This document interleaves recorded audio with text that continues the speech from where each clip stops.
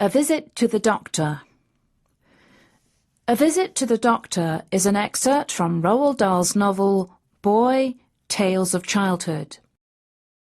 Boy is often referred to as an autobiography, but Dahl himself wrote in the introduction, "This is not an autobiography. I would never write a history of myself." On the other hand, throughout my young days at school and just afterwards, a number of things happened to me that I have never forgotten. I have only one unpleasant memory of the summer holidays in Norway. We were in the grandparents' house in Oslo, and my mother said to me, "We're going to the doctor this afternoon. He wants to look at your nose and mouth." I think I was 8 at the time. "What's wrong with my nose and mouth?" I asked. "Nothing much," my mother said, "but I think you've got adenoids." "What are they?" I asked her. "Don't worry about it," she said.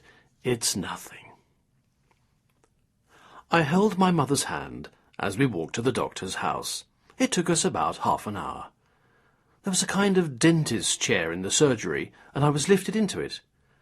The doctor had a round mirror strapped to his forehead, and he peered up my nose and into my mouth.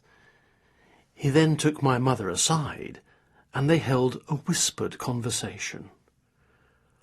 I saw my mother looking rather grim, but she nodded. The doctor now put some water to boil in an aluminium mug over a gas flame, and into the boiling water he placed a long, thin, shiny steel instrument. I sat there watching the steam coming off the boiling water. I was not in the least apprehensive. I was too young to realize that something out of the ordinary was going to happen. Then a nurse dressed in white came in. She was carrying a red rubber apron and a curved white enamel bowl. She put the apron over the front of my body and tied it around my neck. It was far too big. Then she held the enamel bowl under my chin. The curve of the bowl fitted perfectly against the curve of my chest. The doctor was bending over me. In his hand he held that long, shiny steel instrument. He held it right in front of my face, and to this day I can still describe it perfectly. It was about the thickness and length of a pencil, and, like most pencils, it had a lot of sides to it. Toward the end, the metal became much thinner, and at the very end of the thin bit of metal there was a tiny blade set at an angle. The blade wasn't more than a centimetre long, very small, very sharp, and very shiny. "Open your mouth," the doctor said, speaking Norwegian. I refused. I thought he was going to do something to my teeth, and everything anyone had ever done to my teeth had been painful. "It won't take 2 seconds, the doctor said. He spoke gently, and I was seduced by his voice. Like an ass, I opened my mouth. The tiny blade flashed in the bright light and disappeared into my mouth.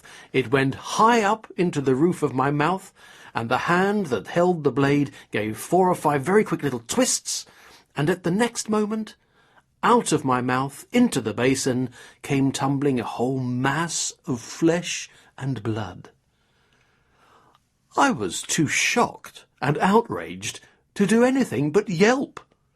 I was horrified by the huge red lumps that had fallen out of my mouth into the white basin, and my first thought was that the doctor had cut out the whole of the middle of my head.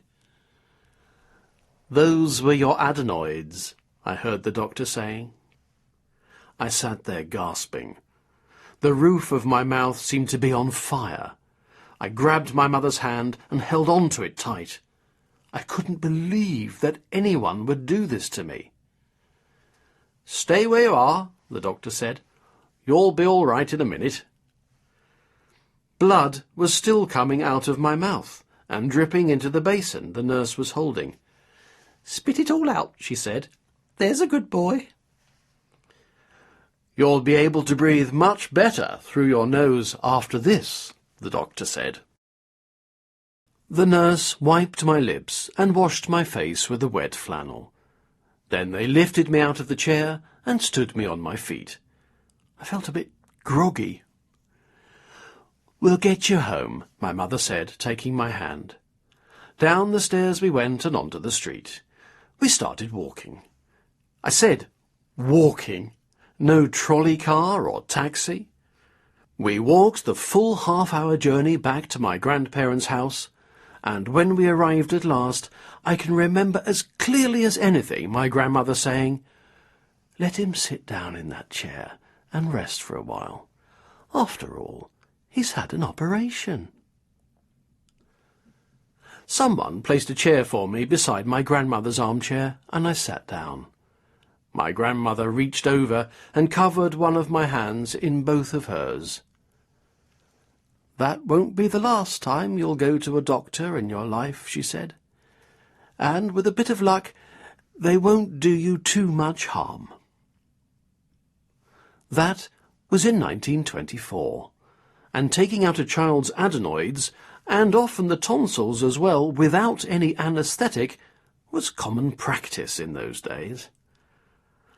I wonder, though, what you would think if some doctor did that to you today.